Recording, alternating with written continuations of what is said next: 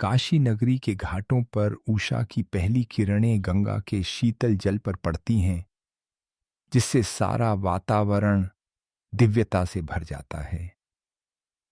मंदिरों की घंटियां और शंखनाद गूंज रहे हैं। हर ओर भक्ति और शांति का माहौल है। वहीं गंगा के किनारे एक विशाल मंदिर के बीचों बीच भगवान शिव और माता पार्वती ध्यानमग्न हैं, जिनकी उपस्थिति से पूरी नगरी पवित्र हो उठी है। ब्रह्मा और विष्णु एक दूसरे के सामने खड़े हैं। उनके चारों ओर अद्भुत तेज है और वे अपनी दिव्य शक्ति का प्रदर्शन कर रहे हैं। वह कौन है जो हम दोनों में श्रेष्ठ है? मेरे विचार से इस ब्रह्मांड के निर्माण और पालन में मेरी भूमिका अधिक महत्वपूर्ण है। ब्रह्मा ने गर्व से कहा। वातावरण में तनाव और प्रतिस्पर्धा स्पष्ट है। विवाद के मध्य अचानक एक विराट अनंत ज्योति की लपटें आकाश को चीरती हुई प्रकट होती हैं। यह ज्योति स्तंभ इतना विशाल है कि उसका न आदि दिखता है न अंत। सभी देवता, ऋषि मुनि और काशीवासी विस्मय से देखते हैं कि भगवान शिव स्वयं इस ज्योति रूप में प्रकट हुए हैं। ब्रह्मा हंस वाहन पर सवार होकर ज्योति स्तंभ के शीर्ष की ओर उड़ते हैं, बादलों और अनंतता के पार।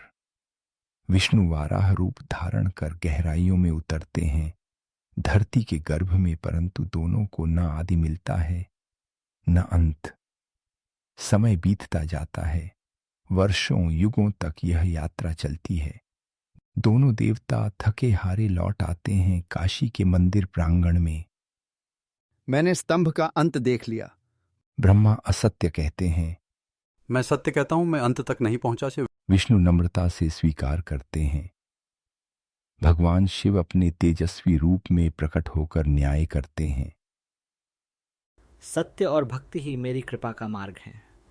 ब्रह्मा, तुम्हारे असत्य के कारण तुम्हारी पूजा नहीं होगी। विष्णु, तुम्हारी सत्यता से प्रसन्न होकर मैं यहाँ काशी में अपने ज्योतिर्लिंग की स्थापना करता हूँ। भगवान शिव घोषणा करते हैं। गंगा के तट पर दिव्य प्रकाश फैल जाता है और विश्वनाथ ज्योतिर्लिंग स्थापित होता है। भक्तों की भीड़ उमड़ पड़ती है। हर कोई सांसारिक बंधनों से मुक्त होने की आशा से शिवलिंग के दर्शन करता है। आज भी वाराणसी के विश्वनाथ मंदिर में लाखों भक्त शिव के दर्शन करने आते हैं। गंगा की लहरों पर दीपों की कतारें जगमगाती हैं। मंदिर की घंटियां गूंजती हैं। यह कहानी हर युग को सिखाती है कि सत्य और भक्ति से ही मोक्ष, शांति और शिव की कृपा प्राप्त होती है। और काशी शिव की नगरी अनंत काल तक भक्तों का मार्गदर्शन करती रहेगी।